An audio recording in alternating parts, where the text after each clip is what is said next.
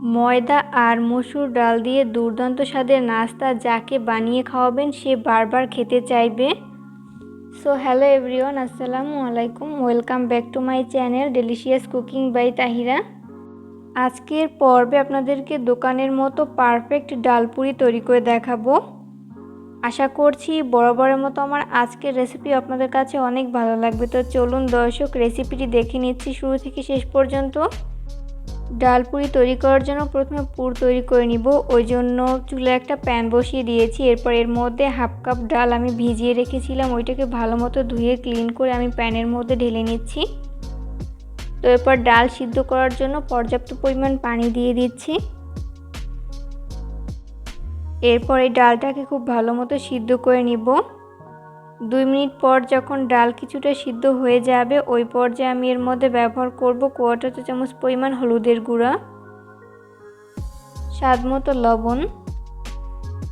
এরপর একটা স্প্যাচুলার সাহায্যে খুব ভালো মতো নেড়েচেড়ে মিশিয়ে নিব।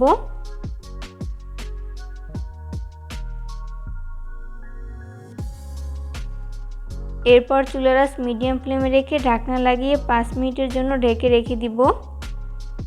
এরই মাঝে এই ডালটা পুরোপুরি সিদ্ধ হয়ে যাবে। 5 মিনিট পর আমি ঢাকনা উঠিয়ে নিয়েছি। এরপর একটা স্প্যাচুলার সাহায্যে আবারও খুব ভালো মতো নেড়েচেড়ে মিশিয়ে নিচ্ছি। তো এই পর্যায়ে কিন্তু ডাল খুব ভালো মতো সিদ্ধ হয়েছে। এরপর নেড়েচেড়ে মিশিয়ে আমি পানিটাকে শুকিয়ে নিব। এরপর ব্যবহার করব 1 টেবিল চামচ পরিমাণ চিলি ফ্লেক্স। ঝালটা আপনারা স্বাদ বুঝে কমিয়ে বাড়িয়ে অ্যাড করতে পারেন। এরপর আবারও খুব ভালো মতো নেড়েচেড়ে মিশিয়ে নিব। এই পর্যায়ে কিন্তু নাড়া বন্ধ করা যাবে না, অনবরত নেড়েচেড়ে মিশিয়ে নিতে হবে, তা না হলে নিচ থেকে লেগে যাবে। এরপর চুলার জাল বন্ধ করে দিতে হবে। ঠান্ডা হয়ে যাওয়ার পর কিন্তু এই ডালের মিশ্রণ অনেকটাই ঝরঝরে হয়ে যাবে। তো দেখতেই পাচ্ছেন ডালটা কতটা ঝরঝরে হয়েছে। এই পর্যায়ে কিন্তু ডালের পুর তৈরি করে নেওয়া হয়েছে। এরপর আমি চুলা থেকে নামিয়ে নিব। এরপর এখানে একটা মিক্সিং বোল নিয়েছি। এরপর এই বোলের মধ্যে ব্যবহার করব মেজারমেন্ট কাপের 1.5 কাপ পরিমাণ ময়দা। চাইলে ময়দার পরিবর্তে আটাও ব্যবহার করতে পারেন। এরপর ব্যবহার করব স্বাদ মতো লবণ, 2 টেবিল চামচ পরিমাণ সয়াবিন তেল। এরপর এই সমস্ত উপকরণগুলোকে হাতের সাহায্যে খুব ভালো করে মিশিয়ে নিব। একটু সময় নিয়ে তেল ময়দার সাথে খুব ভালো করে মিশিয়ে নিতে হবে। তো মেশাতে মেশাতে একটা পর্যায়ে দেখা যাবে যে মিশ্রণটি মুঠোগুলো দলা পেকে আসছে, চাপ দিলে ভেঙে যাচ্ছে। ওই পর্যায়ে বুঝতে হবে মিশ্রণটি মাখানো একদম পারফেক্ট। তো এই পর্যায়ে আমি অল্প অল্প করে নর্মাল তাপমাত্রার পানি অ্যাড করে পারফেক্ট একটা ডো তৈরি করে নিব। এখানে পানি একবারে না দিয়ে এইভাবে অল্প অল্প করে দিব আর হাত দিয়ে খুব ভালো করে মিশিয়ে নিব।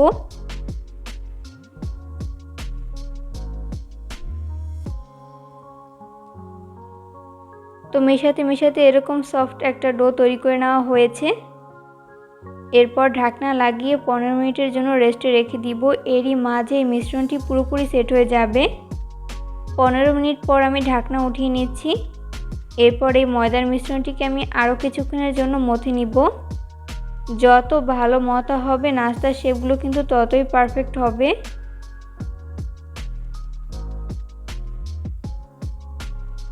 তো এই পর্যায়ে ভালো মতো মথে নেওয়া হয়েছে। এরপর যেই কটা পুরি তৈরি করে নিব ওইভাবে ভাগ করে নিয়েছি।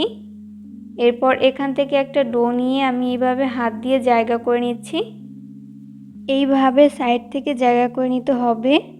আর কাজটা আমি কিভাবে করছি সেটা আমার হাতের দিকে লক্ষ্য করলেই বুঝতে পারবেন। এগুলো আসলে বলে দেওয়ার মতো কিছু নেই, আপনাদেরকে দেখে বুঝে নিতে হবে।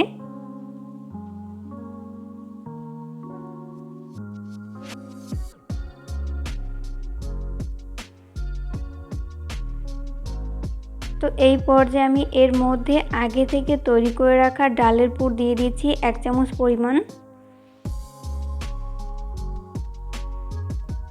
এরপর এইভাবে সিল করে নিতে হবে।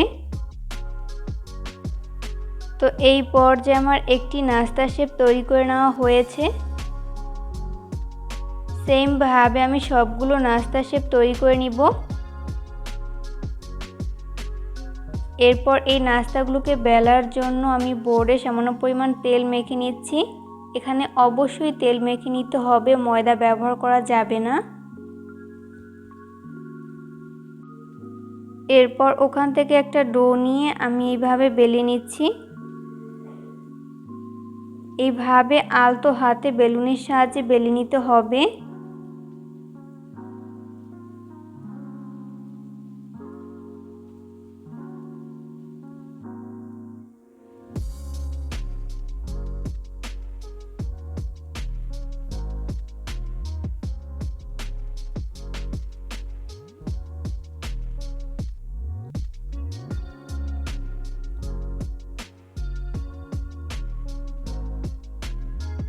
তো এই পর্যায়ে আমার একটা পুরি শেপ বেলে নেওয়া হয়েছে। সেমভাবে আমি সবগুলোকে বেলে নিব।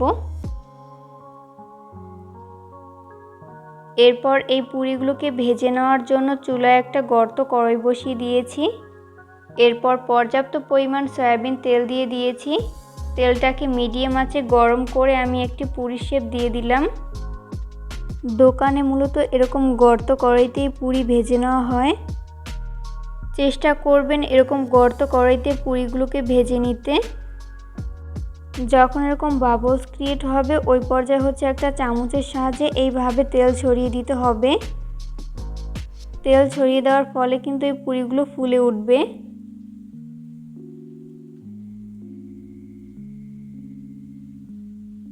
এরপর উল্টে পাল্টে দুই পাশ খুব ভালো মতো ভেজে নিতে হবে।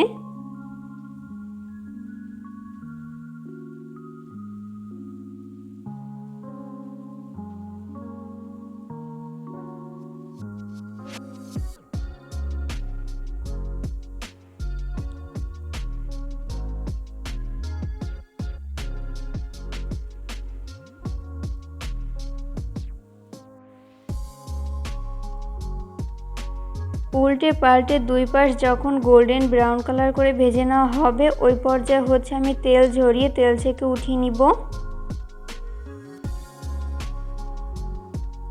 সেমভাবে আমি বাকি পুরিগুলোকেও ভেজে নিব।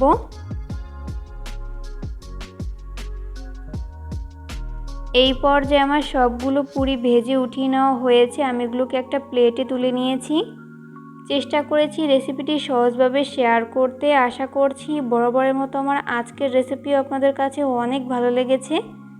রেসিপি ফলো করে কিন্তু অবশ্যই বাসায় ট্রাই করবেন। দেখবেন পরিবারের ছোট থেকে বড় সবাই অনেক বেশি পছন্দ করবে আর অনেক মজা করে খাবে।